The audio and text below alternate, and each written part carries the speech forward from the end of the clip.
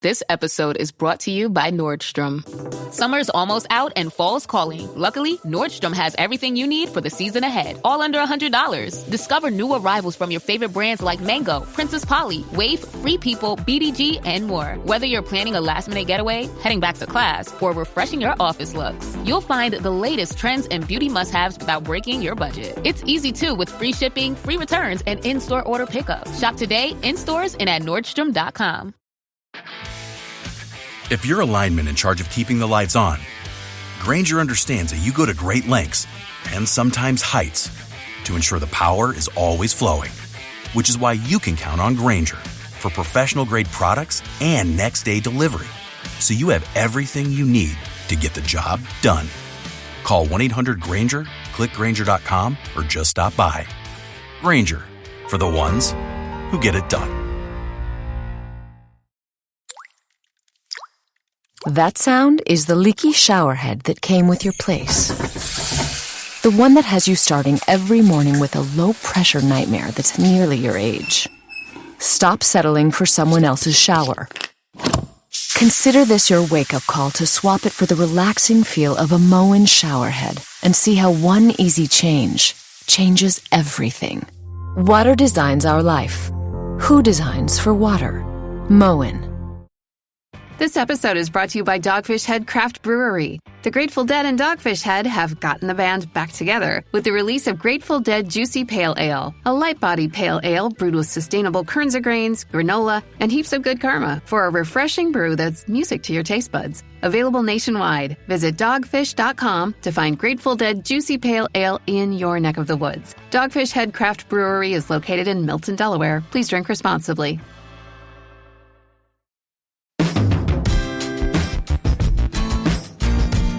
Hello, everybody. This is Tony Ruggiero here. Thanks for tuning in, downloading, and listening to The Tour Coach. We're rolling through another crazy summer right now, another crazy season.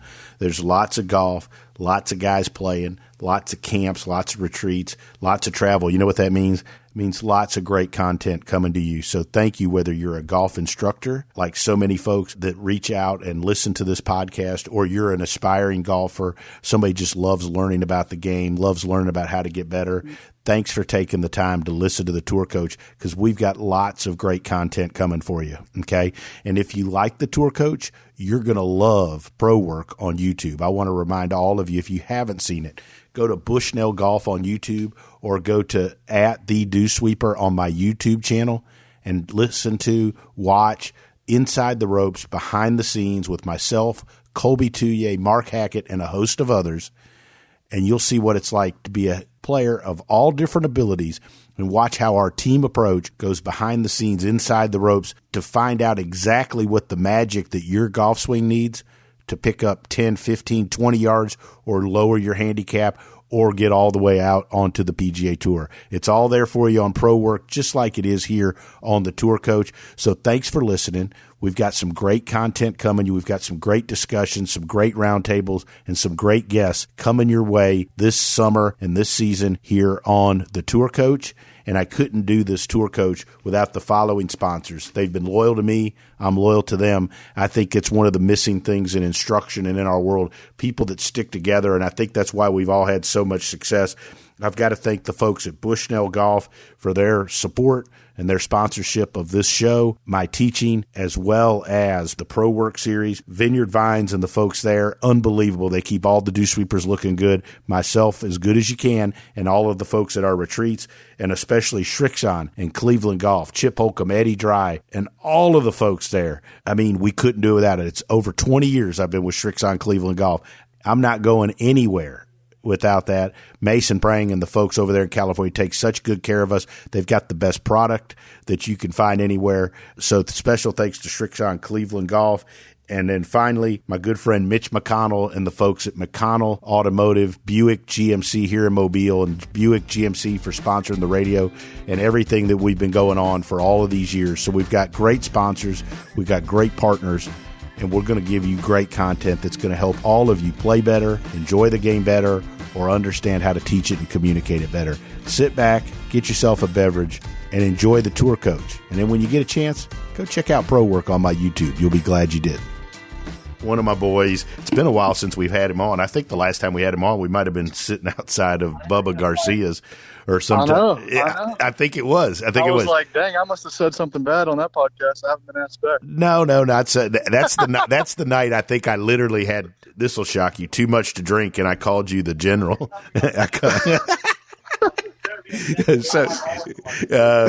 So sitting in with me here, Andy Ogletree, who's having a heck of a year out there playing on the Asian Tour, Live, wherever they'll let him play. He's won 3 times in the last year.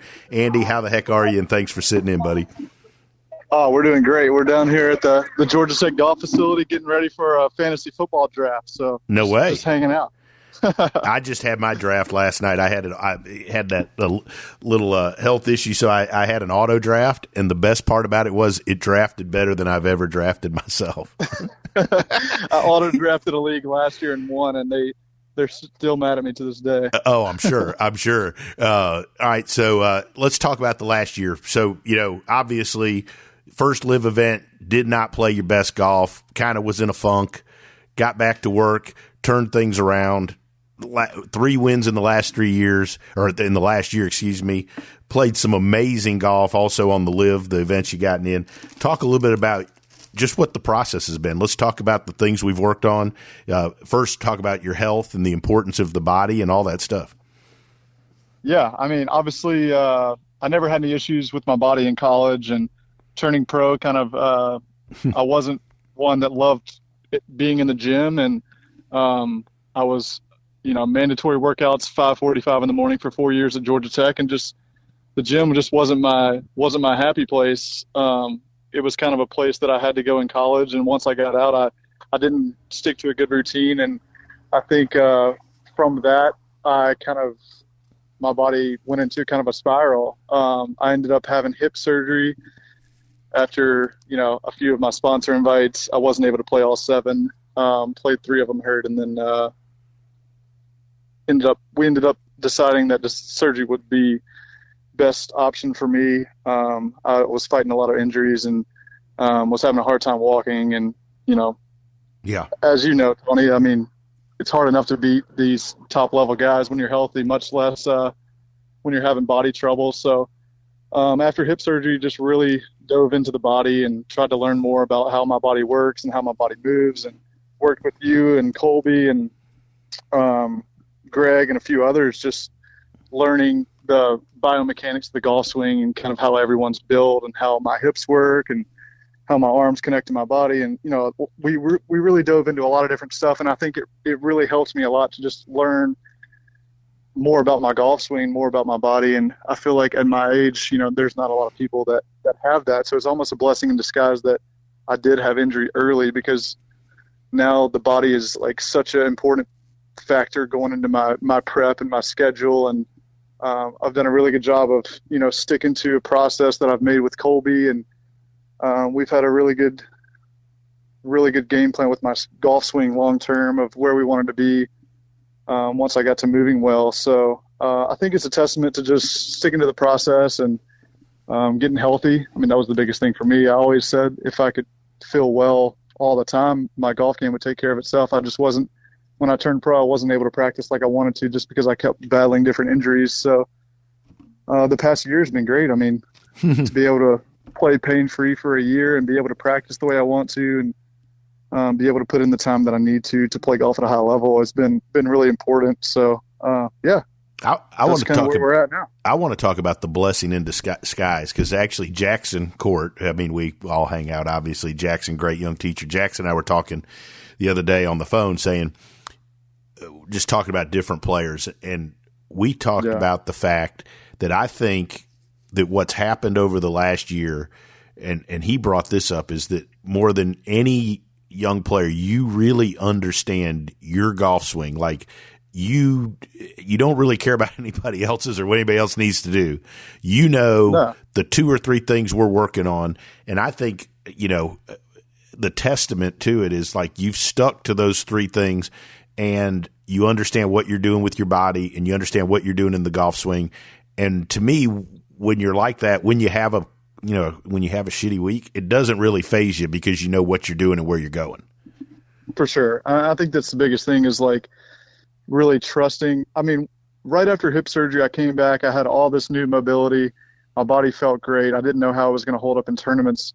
And I realized that, I had all this new range of motion and I'm trying to learn how to swing with it. And I wasn't stable in the right places. And I went and played the live event in London. And I was still kind of learning my new swing, learning my new body, learning how to take care of it. And I think it just takes time. I mean, anytime you come back from a major injury like that and surgery and, being out 6+ months, I think there's definitely a learning curve. And I mean, at the time I wasn't really seeing it that way. I was just seeing it as I'm playing terrible. Let's fix this. But looking back, I mean, I think it's really been good to see the progression that I've made and see that, all the body work that I've done and all the gym work is I can see it correlating into my golf game, and I can see different shots and different tendencies kind of tighten up based on how my body's moving. So I've always been one that once I see that something's working, I'll stick with it, forever. Yeah. I mean, I'm not one to tinker really with my swing. I like to get in a place and then try to maintain as much as possible throughout the year. And then in the off season, we like to do, we like to change a few things if we need to, but while I'm playing tournaments, I just don't see the point in changing anything really. I mean, I think if you show up to a tournament and you're looking for a swing thought or looking for, something to do, it's not going to be a good week for you unless you just get really lucky. Well, and like, so this is a good example of that. The couple weeks ago, 2-3 weeks ago, when you won over there in England, on Monday, Thursday, you didn't play great. Shot 1 over, if I'm not mistaken, right? 1 over. That's right. And I was actually out in California teaching this kid, and you and Michael, you texted some videos and we talked, and like it got down to shoulder alignment, feet alignment, where the face was aimed, right? Yeah, and I felt pretty lost on the range, right? Like I called it, I'm like, I'm hitting it terrible. I know it's close. I know it's not something big. Mike keeps telling me it's my ball position. I know it's not my ball position because my ball's been up for a while now, and I've been playing great golf, so I don't want to tinker with that. If I change my ball position, it's going to change all my different shot shapes that I'm trying to hit. Like, it can't be that. So, and we went back to, a couple things that we worked on and with alignment, and it kind of clicked. And, the next 3 days, serious win, I shot 17 under. So. Yeah, 17 under normally works. Yeah, most days. But, I mean, it's just, sometimes it's so close and we think it's so far away, and it's just, you can't freak out and you can't get down on yourself because good golf is sometimes just right around the next door. You just got to keep opening it and move on. And that to me, that's like a great lesson for people listening, though. A lot of teachers, a lot of, obviously golf nuts and nerds listen to this. And if you're driving around listening to us talk, you're probably a golf nerd. So, or bored. Or both. So, but like, the point that like, and it's really hard as a teacher sometimes, and I know it's hard as a player, but when like I'm watching a swing and I'm like, it's not that far off, right? Right. I mean, and I think one of the hardest things as a teacher is to avoid, like, when it's not that far off, just pulling something crazy out of your butt to say something. But like, I mean, how many times have you sent me videos and it's not like perfect? And I'm like, Andy, it's pretty good. Right? Like, it's not far off. Oh, yeah. And I think one of the reasons you're having the success, though, is you're willing to hear that now and go, okay, I'm just going to go keep grinding on it. I'll be okay. Yeah, I'm going to go find a shot that I know I can get in play and beat people from there. I mean, I don't think that, if your draw's not working that day or you're not feeling comfortable with the fades, I don't think there's anything wrong with just picking a shot that you think is comfortable and playing with it for the day and getting through it. Once you get to the range after the round, you can kind of figure it out. But I see a lot of people just kind of go into a spiral of, they pull an iron shot on one hole and you can see it coming from a mile away, but the next one they're going to block cut because they overdid it. And then the next one they might hit good. And now they're in between 3 swing thoughts. And then 4 holes later, they hit another pull and now they're just in a downward spiral. So I think it's just such a crazy game, and you're going to hit bad golf shots and you're going to get in bad tendencies, but as long as you can just keep getting it in play and find it and hit it again and worry about it after the round, I think the better off you'll be. So, yeah, I couldn't agree more. So let's circle back to the body first, and then we're going to jump back to course management and stuff like that. But the body, one of the things I've always said, and I remember, I think one of the first times, if not the first time I really introduced you to Colby was, I think at Muirfield, that time you played it was the Memorial. Muirfield, yes. Right? Yep. I was having some hip pain there, and Colby fixed me up. Right. And I remember, we talked a bunch back then, and the thing I've always liked about him is, his ability to like just say, hey, what are you trying to do in the golf swing? Okay, I'm just going to make sure your body's able to do that. Right. Correct. I think that's what's worked really well with the little thing we got going and your 3 wins and all that is your fitness program and the stuff he has is making your body just, to me, every time I see you, it's like you're more physically able to do what we want you to do every time I see you. Like it's better every time. You're always moving forward with that. For sure. And you see so many guys, I mean, they don't really understand what they're trying to do with their swing. They're trying to swing like Adam Scott or Tiger 2000, and their body just isn't capable of doing that. And all of a sudden they get into an injury or get into a bad dispersion with their driver just because they're trying to do something that their body's not able to do. And everyone's body works so differently, and everyone has such different ranges of motion and different length of arms and different amounts of hip turn. I mean, there's a million things you could dive into from that, but everyone's so different. And I think the best coaches that I've seen and the best players all have such unique off swings, and they just kind of own their moves. So that's something that I've definitely tried to do, and definitely will keep doing the rest of my career, is not trying to swing like anyone else and know what worked well for me and not really care what it looks like on TV as long as the ball's going in the hole. Right, because that's all they pay you for is what you shoot. They don't pay you for, how it looks. And no, you don't. They don't pay you for Instagram likes. No. But like I go back, I remember I told you I was scrolling through an old computer and I found one of those. I found a video from when you stopped and saw me on the way, sometime over like a winter break early at Tech, right? And I tell folks all the time, through most of your career at Tech when we worked, like we'd see each other 4 times a year. It's not like you and I work once a month or anything. No. Yeah. I mean, it was, we sent a lot of videos and kept in touch, but for the most part, it was kind of on my own in college, and we work a lot more now since I've turned pro. But yeah, I mean, we would meet, we would have long-term plan. I would work on it for a few months and then see progress, 3-4 months later. And then we'd do the same thing and make more goals and do some drills that we were going to work on for the next couple months. And then we'd see each other again. It wasn't like I needed a lesson every 2 weeks or something, it's right. I don't think anyone needs that. But I think that's why I think that's why you're such a good player, and to be, and not like, and I mean this in a great, like you're old school in the fact that what you said earlier, like you're okay if you go out there tomorrow and it's drawing a little, like you'll just play a draw for the day and shoot 67. You don't care. You know what I mean? No. And it's been plenty of times you've texted me or called me when you got done and hey man, good play. And how was it? Had a hard time hitting a fade, so I hit draws all day. Why do you think it's drawing? It wasn't like a panic on the range. Exactly. Yeah. No, 100%. And I was at Sage Valley when I was a junior player, playing in that junior invitational, and Tiger came and spoke to us, and one of the kids asked, he was like, does your feels change day to day? He was like, every time I get to the course, this kid was like saying that every time he got to the course, he felt like his body felt different from the day before, or the club felt a little different, or he felt more comfortable hitting draws one day versus fades. And Tiger was like 100%. He's like, I'm human. Everyone has days that, the club just feels a little different, or the ball is turning over a little more than it normally does. But Tiger said all he does on the range every warm-up is to try to figure out his patterns and figure out where his miss is and go play. And I think, that's obviously the old school from his dad. And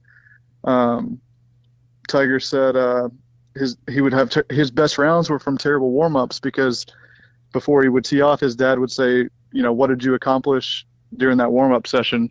And he said, well, I got loose. And he's like, that's all that matters. Right. So, and he'd figure out his pattern. He would get loose and go play. I mean, you got to put a pencil to paper and try to get the ball in the hole as soon as possible. And that's the art of golf. You're not going to swing it great every day, and you're not going to hit it great every day. You just got to get in the hole.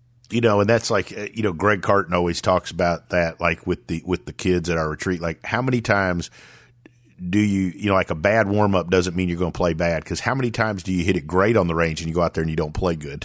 Growing up, right? And it's the same deal with hitting it bad. In between yardages and winds you don't like and bad lies. I mean, stuff happens on the golf course. It doesn't matter how good you're swinging it. You can hit bad shots and get in bad spots. You just have to figure it out and move on. And again, like, just, I kind of started down this road, and I was going through my old computer. I told you this. I found these old videos, and your golf swing, like, the biggest difference when I look at those videos then and now is your body, how much bigger and stronger you are, because you were, I know, I'm fat now. It's okay. I was not saying fat. I was saying strong. No, I'm definitely a lot stronger. I mean, I don't look like the same person. When I got to college, I was 145 pounds soaking wet, and now, I'm close to 200, and so much has changed over the last couple of years, and with my strength and the way I move, it's just completely different. Absolutely. And now, one of the things that I've always thought is your strength is your ability to play the golf course and your understanding of how to dissect a golf course. I've always thought you were way beyond your years with that. Where did you develop that skill, or did that just something that happened?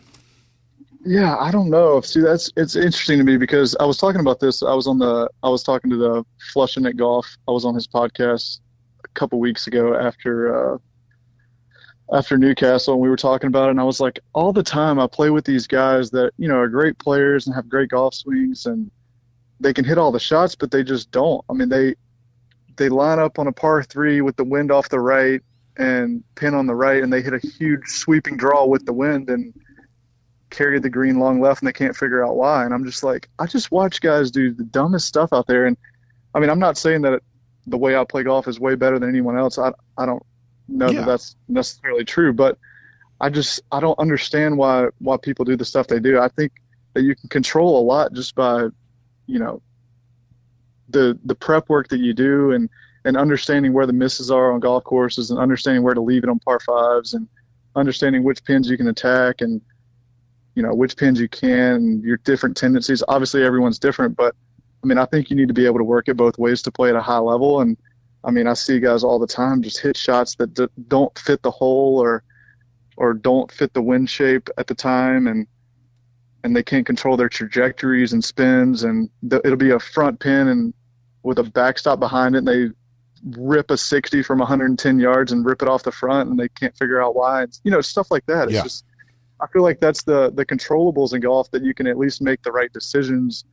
And I think that's just a difference in levels of golf. If you want to play golf at the highest level, I think you just have to pay more attention and know where the wind's at, and know where the miss is, and know where the uphill putt is, and know where the easy chips are. And I think that's all from prep work you do, the days leading up to the tournaments. And I've always been big on that. I don't really know where that came from. I think it just came from, as a junior, I never was on the driving range.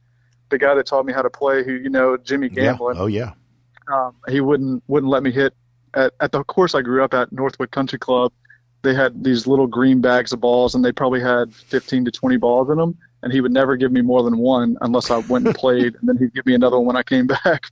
But he would never let me hit a lot of balls. I mean, it was just a warm up, and then, all right, go figure out how to shoot under par, or go figure out if you shoot 68, all right, tomorrow you got to shoot 66. And it was never enough. It was, if I won a tournament by 3, why didn't you win by 5? It was, right.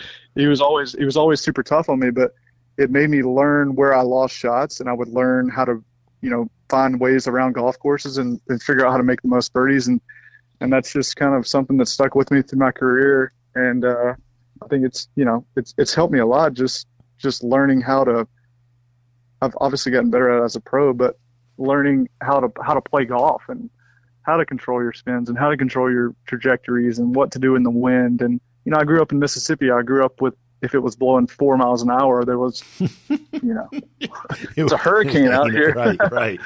Trust me, I've stood on that range with you at Northwood in August. Yeah. There is no wind moving. You didn't play There's much. No wind. No. Good Lord. That's one of the hottest ranges in America. Yeah. And I've had tons of success now. And, very windy conditions and link style golf and, just opposite of what I grew up in. And I think that's just because I'm somewhat of a quick learner when it comes to that kind of stuff. And I hate leaving shots on the golf course. And every day that I play, I try to figure out, what I can get better at and which shots that I didn't execute the way I wanted to. And was I trying to play the right shot, or was it just an execution issue, or, stuff like that. And I don't know, I guess I'm just a deep thinker when it comes to golf, and I just want to be great and figure out, little pieces along the way that can help me get there. The other thing I think you're great at, and I've walked plenty of them with you, is practice rounds. And I remember one time we were talking about another young pro, just somebody, I don't teach or anything, and we were talking about him, and you're like, man, like, guy hits it plenty good, but practice rounds worthless, right? Like, they're just out there, talk about what are your thoughts when you go play a practice round? What are you trying to accomplish when you prep or you play a practice round? Well, first of all, I think people get in trouble when they play with their buddies, and, you can go to dinner with your buddy, you can go work out with your buddy before the round, you can hang out all the time, but that's not going to make you any more birdies. No. And so I try to either show up to the tee when no one else is going to play, either super early or afternoon. And then if I don't show up to the tee when, someone that I don't, if I don't know them, I'm fine with it. I'll play with whoever, but preferably I just say, go ahead. I'll just wait until I can play by myself, because I like to do all my prep by myself and really get into focus and talk to Mike, my caddy, about, our preparation for the week. And we set out 4 pin locations on every green. We putt to all of them, trying to get the speeds, hit a couple chips, and we try to figure out for each pin location, where a good miss is. And I know exactly where the wind's going to be every day. So when we're talking about tee shots and picking lines, we talk through, okay, Thursday, the wind's going to be here. Fridays, the wind's going to be here. Saturday, it's going to be downwind. So we're probably not going to hit driver on Saturday. This is probably going to be a 3-wood hole. So on that specific hole, I might hit a driver and a 3-wood, just so that I know where the 3-wood's going to end up in the tournament. And, I do a lot of stuff like that I feel like people just don't think about it. They just kind of get in the habit of playing with their buddies on Tuesday and then playing the Pro-Am on Wednesday. And then they get to Thursday and they're like, oh, there's a bunker here. I didn't even see that thing. Mm-hmm. But, I try to be as aware as possible, because I don't like to play practice rounds. It's not something I enjoy, but when I'm out there, I like to soak as much in as I can. And I've actually got in the habit of, if I'm there on Monday, I like to walk the course with no clubs. I feel like I'm a little more aware when I'm not playing of what's out there, and just kind of, trying to dissect every place and then move on to the next week and do it again. So, I feel like my prep work is definitely one of my strengths. No question about it. And I got to give Mike some kudos. I mean, obviously a really good player, great, played at Tech and all that. I mean, sure. He is, you guys really click. And the several times I've been out with the couple of y'all, it's been really good.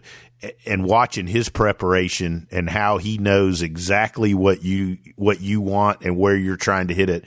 And then also he's not afraid to say, hey, like, no, I think that's not the right club on this hole, which sure. I think is important. Absolutely. I would never want a yes man as a caddy. Mike challenges me, and Mike, he brings an extra wedge to every tournament. We have chipping contests every week because he's so good at short game. I like to pick his brain and learn how he reads lies and learn kind of what shot he would hit. And we talk through everything. I mean, we talk through landing spots on every hole, where the wind's at, what yardage we're trying to play it if we were back in Atlanta, all that kind of stuff. And it's great to have a player on the bag, because he really understands kind of how I play, and he's played with me so much through college and amateur golf that he knows my tendencies and knows, what holes I like and what holes I'm not, which holes I'm going to play aggressively and all of that. So having Mike out there has been a huge help, and he's learning a lot, I'm learning a lot, and we're kind of just getting better together. Another thing that I think that I like to observe just as time goes on, and when I've come up there and gone out to the Tech facility with you where you are now, or I see you on the putting green at a live event or wherever, you do a lot of the same things all the time. And I think that's one trait of people that are really successful and that are great players is they find what works for them and they just stick to it all the time. Like you don't ever see, to me, a great player like you see them on the green doing a putting drill 1 week and then 2 weeks later they're doing something completely different. You see them do the same things all the time. What are your go-to, like when you're home? What are you practicing? What's your routine like when you're home? What are you doing to get ready for what, in a couple weeks you're going to Chicago? Yeah, right now, I mean, I'm at the Georgia Tech facility right now. I've been here all day with the guys, and I love to play different games against guys, and I love competition. Anything with a winner and loser, I'm in. But I've just been hanging out with the Tech guys doing chipping contests, and I've learned a lot about chipping the last year or so, and I've gotten so much better at it, and trying to help out a couple of the guys with some different stuff that I've learned, and especially reading lies and how to play into the grain shots. And I was always kind of ball striking tendencies with short game. I wasn't good at getting the shaft, perpendicular, and I would always kind of lean into it, and I was a little choppy, which made me very one-dimensional around the greens. And if I had plenty of green to work with, I was a great chipper, but if I was short-sided, I didn't really understand how to get the right spin on it and how to get the right trajectories and stuff. So, I mean, for the past 4 or 5 hours today, we've been chipping, me and all the Georgia Tech guys. So it's been super fun. But, I mean, I just have a few drills that I do. My putting's super simple. I draw a Sharpie line, find a straight putt, draw a Sharpie line at the center of the hole, and then I make a 6T gate to make sure my stroke is the same every day. Other than that, I mean, I do a lot of lag putting, but it's not like a drill that I do. It's just picking a hole and putting to it and never three putting. So my putting is pretty simple. I mean, it's the same thing every single day.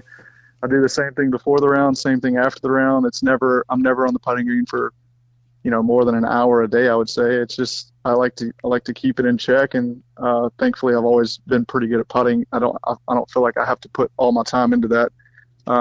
I just try to maintain it and keep my stroke where it is. And then with chipping, I try to just put myself in a million different scenarios because every chip's so different. And every lie is different. Every grass that you go to is different. So just throw balls all around the greens and try to hit different shots and learn what works for me and what doesn't, and what I can trust under pressure and what I can't. And that's kind of the shots that I've started hitting all the time now. So it's been cool. That's what I like about like the chipping contest with you and Mike, or I know when I was up at the golf club of Georgia that one day, I just scattered balls. I used to do that with Lucas all the time. 100%. I think that's so much better than like when you watch other people. And I know lots of people do this, but like I see folks that just like they're hitting the same chip over and over, or they're so worried about mechanics. Like you can figure so much out about short game by just randomly scattering stuff, trying to figure out how the hell to get it up and down. I saw a kid today, one of the Georgia Tech players. He brought his shag bag out, and he was on like a 15-yard straightforward into the green chip, and he hit the whole shag bag. I'm like, I walked over. I was like, pick those up. We're about to play 21. We're going to hit a different shot on every shot. You're not doing that again. But, I mean, it's amazing what people do to practice, and they think they're getting better, but unless you have that 15-yard shot with the same grass and the same greens, you're not even going to have that shot ever again in your life. So it's like, why are you practicing it 50 times? Right. I always say, like, I mean, how many times in a round of golf do you hit the same shot over? Like, unless you hit it OB, I mean, you don't unless do you're it. On a par 3 with the same number, right? Which is super rare. I mean, you're never going to have the same shot with the same lie, because par 3 is the only time you're going to have off the tee in a perfect lie. So. All right. So last question before I turn you back over to fantasy football draft. So what's big day? Oh, it's huge day. Probably won't have any beers doing that either. But no. What is the biggest difference you've learned from college golf? Obviously, U.S. Amateur Champion, played at the highest level at Tech. What's the biggest difference between that level and where you are now? What have you learned the most about that separates those levels? Yeah, I mean, I don't know. College golf is just hilarious now because it's just so pampered. It's like these guys are flying private to all the events, and they're staying in super nice hotels, and everything's taken care of, and they have trainers here to work on them if they have any body issues. I mean, you turn pro and it's you. And I think it just takes a lot of learning of what works for you, because for 4 years you're told what you're going to do. You're told where you're going to be at what time, and you're going to work out at this time. You're going to go to class at this time. You're going to practice at this time. And then we're leaving for the tournament on this day. We have this qualifier. So your prep work is kind of laid out for you, because you have to qualify for the tournaments, and you have to get ready for the qualifier, and then you have to get ready for the tournament, which I thought was great. Mm-hmm. You know, it made us play the weekends before that we went to tournaments, and it gave us that competition, and we had to be sharp all the time for qualifying, because our coach never picked. So I played 4 years of college golf. I mean, we played 13, 14 tournaments a year, but we really played more like 26 to 28 tournaments a year, because we were battling it out at home to get to go on the road. So I think the biggest thing I've seen is when you turn pro is learning what works for you. I mean, you're your own CEO. You have to put your team together. There's a lot of people that go into a pro golfer's life. It's turned into a 10-person team now with the way things are going. It's you have a manager, you have a trainer, you have a swing coach, you have a short game coach, you have a mental coach. I think people don't really realize how much goes into one person's success, and figuring out a caddy that works for you. I mean, that was a big thing for me. Mike's, helped me a ton, and I didn't really have a stable caddy up until then. So every week was so different. I was taking locals in Asia, and, 1 week they speak English, 1 week they don't. And 1 week they know how to read a green, and 1 week they don't know how to hold the bag. So it's like, there's so much to figure out. And I think the ones that have done it best have just put together the best team around them, and they've really stuck to a process and made things as simple as it can possibly be. Andy, awesome stuff. Thanks. I promise it won't be a couple years before I have you on again. But the next one, though, we will do over wine once I'm released back to drinking wine. I promise you. But we'll do it again soon. Appreciate you sitting in. And man, heck of a job, man. You've done awesome. And go real quick. Who's going to be your first draft choice? I don't know. I'm drafting 7, so I'm hoping Jefferson stays around for me. But if not, we're looking like Jamar Chase might be my option. That's who I got. Jefferson was my first pick in my auto draft. I think he's going off this year. Yeah. I don't think I'll be able – I might get a quarterback because we're super flex, so I don't know. We'll see. Okay. All right. Well, keep me posted. Andy, appreciate you, buddy. Talk to you soon. You got it. I hope you enjoyed this edition of The Tour Coach and this conversation that we brought to you about playing, learning, and teaching the game of golf. We'll be back next week with another edition of The Tour Coach. In between now and next week, make sure you follow us on our social channels. You can always find me at The Dew Sweeper on Instagram, or go to our YouTube page where you'll see a scene and a video from my teachings daily on our YouTube channel. You can find that by looking up Tony Ruggiero and the Dew Sweepers on YouTube. Until then, make sure you follow and check out Everything Tour Coach and all our sponsors, Srixon Cleveland Golf, Bushnell, Vineyard Vines, and Buick GMC. I'll be back next week to help all of us appreciate, learn, and enjoy the game of golf.